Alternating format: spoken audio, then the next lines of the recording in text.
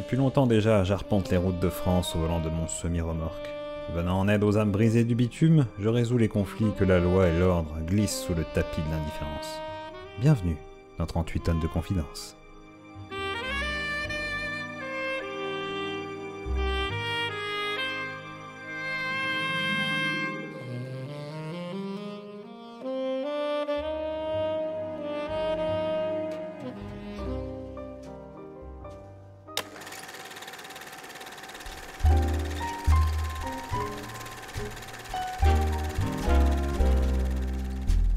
Ça faisait déjà maintenant 5 heures que je roulais non-stop dans la banlieue parisienne.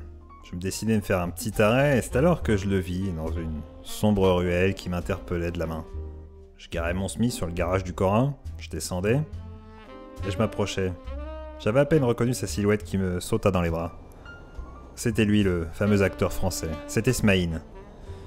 Je l'ai reconnu avec ses converses rouges et son humour particulier. C'était un vieux copain. Si je pouvais vous rembobiner ma vie comme une cassette vidéo, vous nous verriez tous les deux au théâtre de Bouvard, même si moi j'ai pas percé, alors que lui... Enfin bref. C'était pas un temps à mettre un chien dehors. Il avait pas de parapluie. Et même si j'aurais pu le traiter comme un inconnu, j'ai décidé de pas le faire. Je fais écoute Smaïn, je sais qu'on a eu une petite histoire ensemble, on aurait pu brûler les planches tous les deux, mais moi j'ai décidé de brûler le bitume avec mon camion. Il me dit non, il s'agit pas de ça. Je suis poursuivi par des gangsters. Gangsters, Smaïn, je crois que tu exagères un peu, ou peut-être est-ce un nouveau sketch? Est-ce que tu copierais toi aussi les classiques tel Chevalier Las Palais dans leur fameux sketch, les gangsters à peau? Il me dit non, je te jure, je suis dans une sale affaire, un trafic. J'ai vraiment très peur d'eux. Je vois. Tu as voulu faire une parodie de Sébastien Patoche et la fameuse cartouche.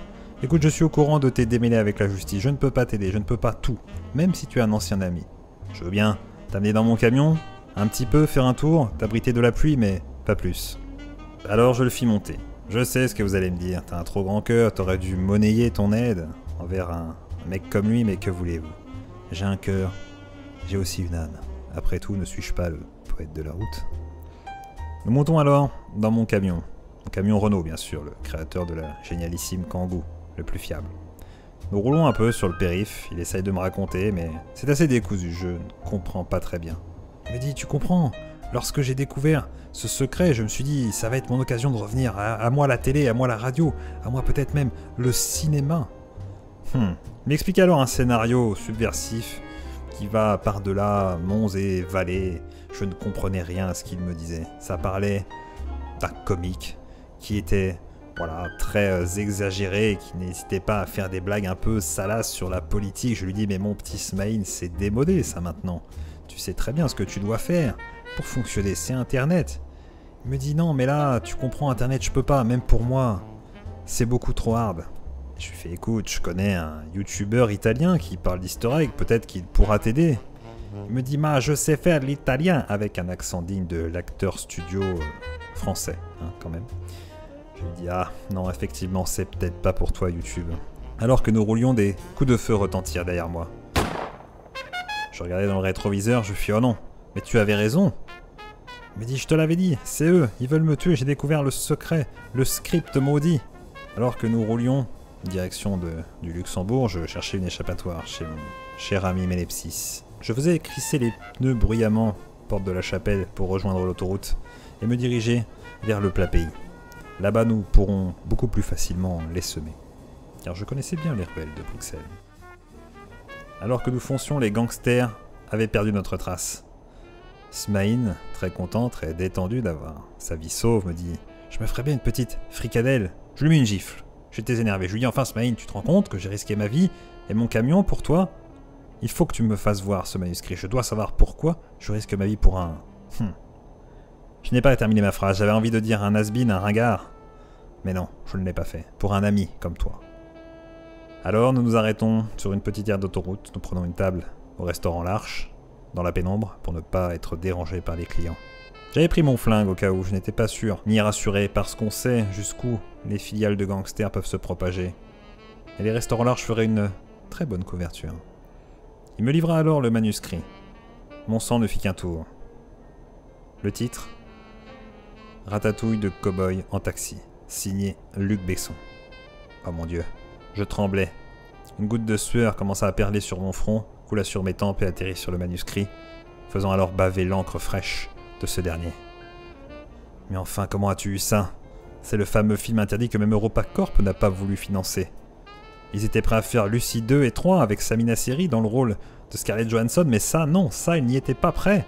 On avait entendu parler. Canal+ avait essayé d'étouffer l'affaire, mais moi, j'ai mes entrées dans le métier, dans le showbiz. Je connais pas mal Vincent Perrault. Il m'avait rencardé sur cette affaire, mais ça ne m'intéressait guère à l'époque, j'étais déjà parti à Hollywood. Bien sûr. Toujours est-il que nous avions entre les mains les 40 maudites feuilles du scénario. C'était un plutôt gros scénario pour un film. J'ouvrais alors la première page, comme on ouvre le Necronomicon ou la boîte de Pandore. Premier rôle, Renaud. Ça partait mal. Même si certains pouvaient trouver le choix inhabituel, il s'agit de jouer un zombie. Et là, Smaïn me regarda, l'œil en coin, le sourire nerveux, comme s'il hésitait à me dire quelque chose, il trépignait. Je lui dis, bon, vas-y. Et il me dit, il pourra le faire puisqu'il est toujours debout, Renaud. Il attendait sans doute que je renverse mon café de rire, que je le regarde avec des yeux pleins d'émerveillement pour son humour toujours vivant, mais je lui dis, tu sais, Smaïn, en mettant la main sur le cœur, je crois qu'il faut que tu arrêtes, il faut que tu trouves un autre métier. Échange tes Converse rouges, c'est ridicule. Je continuais à lire, je pouvais m'arrêter, c'était hypnotique, comme regarder un crash d'avion. Même si on sait que ça finit mal, c'est quand même un petit peu amusant quelque part. Alors que je tournais la dernière page, alors que Smaïn me dit « Alors, tu en penses quoi? Hollywood est prêt ?» Je lui dis « Écoute, je ne crois pas que Hollywood contienne assez de has-been pour remplir tous les rôles de ce script.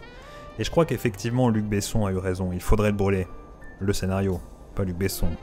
Encore que... Il me dit non, arrête, c'est ma seule chance de faire du cinéma. Je suis sûr que si on propose l'adaptation à Christopher Nolan... Non, écoute, je sais ce que tu vas me dire, il a fait Tenet, il pourra faire Tepanet. J'avais anticipé sa blague, je le connais beaucoup trop à mon goût. Nous étions donc cachés derrière cette petite plante verte à discuter de l'avenir probable du cinéma et de sa fin, si jamais ce film sortait. C'est alors que deux hommes rentrèrent dans le restaurant. Le long manteau noir, de lunettes noires. Ils avaient enfoncé la porte sans précipitation. Ils nous cherchaient du regard. Je leur dis « Messieurs !» avec un petit signe de la main pour qu'ils viennent s'asseoir. J'étais alors décontenancé par mon attitude. Ils se posèrent en face de nous. Nous étions tous les quatre. J'avais commandé une part de flan chacun. Vous savez, ces flans un peu plastiques. Écoutez, quelle est votre mission? C'est bien ça que vous voulez. Je leur sortais alors le scénario. Ils firent un petit geste de recul, mettèrent des gants et les récupérèrent. Écoute, Smaïn, je crois que c'est pour le mieux. Ils me dirent alors la même chose. Nous devons détruire ce manuscrit. Vous savez très bien ce que ça pourrait faire au cinéma français et international. Je lui dis, je sais, mais écoutez, il avait voulu, il avait un espoir. Ils le regardèrent alors et ils firent. Mais c'est qui, lui ?